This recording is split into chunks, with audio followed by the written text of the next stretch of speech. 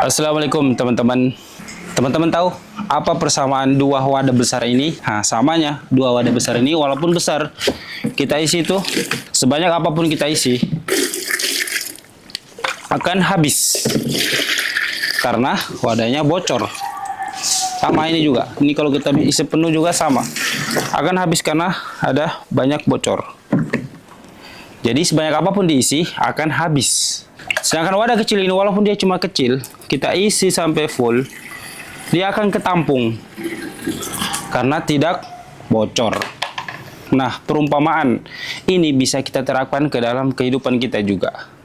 Jadi di dalam hidup kita itu kadang sama nih, sama wadah. Sebanyak apapun diisi, kalau ada kebocoran di dalam hidup kita ya habis apa yang kita dapat. Misalnya sebanyak apapun gaji kita, mau 5 juta per bulan, mau 10 juta per bulan, akan terasa kurang. Kenapa dia kurang? Ternyata ada kebocoran-kebocoran yang kita jarang sadar. Misalnya kita dapat nih 5 juta per bulan misalnya. Ya, dalam kehidupan kita pakai kurang ini 5 juta. Padahal kalaupun gaji kita naik 10 juta per bulan pun masih tetap sama. Kok tetap kurang ya? Kenapa ya? Nah, di situ kita perlu lihat teman-teman. Sebenarnya banyak kebocoran-kebocoran di dalam kehidupan kita yang kita tidak sadar. Kebocoran di dalam hati kita, kebocoran dalam tingkah laku kita. Kita misalnya dapat gaji 3 juta nih per bulan. Sebenarnya cukup itu 3 juta, banyak. Atau bahkan 5 juta banyak itu. Tapi terasa kurang karena apa? Karena kita menganggap, oh gaji kita segini, kehidupan kita juga naik tarafnya. Kadang ada kebutuhan yang sebenarnya kita tidak butuh, tapi kita beli. Demi apa? Demi pengakuan orang. Misalnya kita butuh motor, jadi kita mau beli. Karena memang kita butuh motor nih. Oke, kita butuh motor itu wajar, kita beli wajar. Tapi membeli di luar kemampuan kita itu yang tidak wajar. Motor sebenarnya yang kita butuhkan harga 15 juta sudah cukup. Sudah cukup memenuhi kebutuhan kita. Tapi karena menuruti gengsi, kita beli yang harga 50 juta misalnya. 50 juta. Sedangkan gaji kita cuma 3 juta.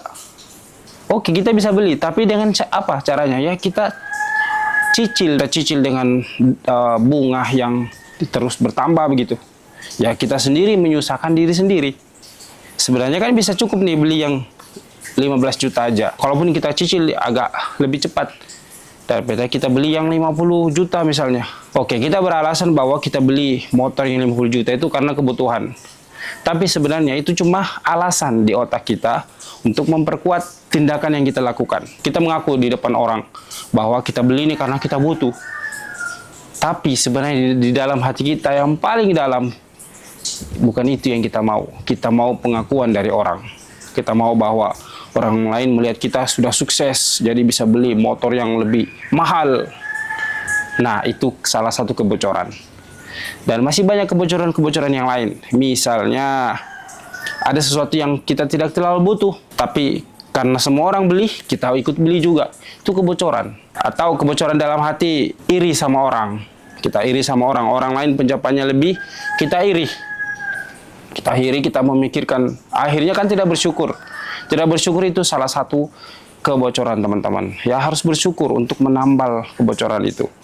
Masih banyak lagi contoh-contoh yang lain dan teman-teman bisa pikirkan sendirilah apa saja itu. Semoga analogi ini bisa bermanfaat untuk teman-teman. Sama seperti air hujan. Sederas apapun air hujan, kalau kita tampung airnya dengan penampung yang bocor, hujan berhenti, air pun habis. Nah, sebesar apapun gaji kita itu tidak akan pernah cukup selama masih ada kebocoran-kebocoran yang kita tidak pernah sadar. Dan salah satu kebocoran yang sudah dianggap wajar oleh sebagian orang besar adalah menikmati sesuatu sebelum waktunya. Jadi, ibarat buah yang belum matang itu kalau kita petik, ya pasti kurang manis. Begitu juga dalam hidup kita. Kalau ada sesuatu yang sebenarnya kita belum pantas nih nikmati itu, tapi kita mau nikmati, kita paksa untuk mau menikmatinya, tentu rasanya tidak senikmat kalau memang dia sudah matang. sudah waktunya kita nikmati. Itu jauh lebih nyaman. Jadi jangan suka memaksakan diri teman-teman. Jangan suka ikut ekspektasi orang. Untuk apa? Kita hidup ya buat diri kita sendiri. Tidak perlu menanggapi apa yang menjadi persepsi dari orang. Dan persepsi dari orang itu kita tidak bisa kontrol teman-teman.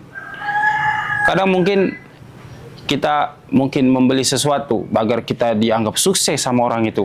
Dan mungkin dia akan memuji-muji kita di depan. Tapi di belakang mungkin dia akan mencibir. Orang itu kurang cerdas. Kebanyakan mereka yang malah yang punya penghasilan tiap bulan rutin itu malah mereka yang merasa kurang. Padahal gajinya sudah ada di tiap bulan.